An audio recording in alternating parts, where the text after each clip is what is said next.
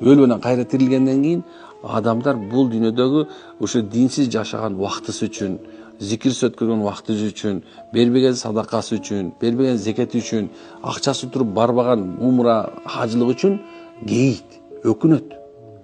Атаңдын көрү дүйнө. Ошондо бекер отурушунда бир саясат сүйлөп отургандан көрө зикир кылсамчы.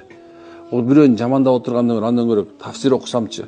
Бирөөнү ушундай бир отургандан көрө бирөөнүн айыбын алып өзүм айыбымды оңдогонго аракет кылсамчы аттиң деп ошо ахирет күнү өкүнбөгөн адам болбойт экен. Аял да эркек дагы.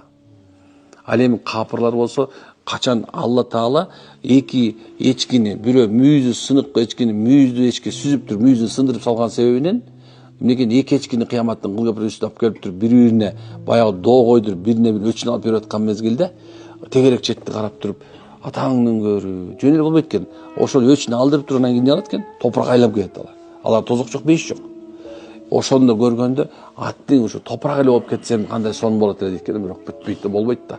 Анын алды тозок күтүп турат, алды жазаканым турат, биягында бейиш турат. Адам ошондо өкүнөт.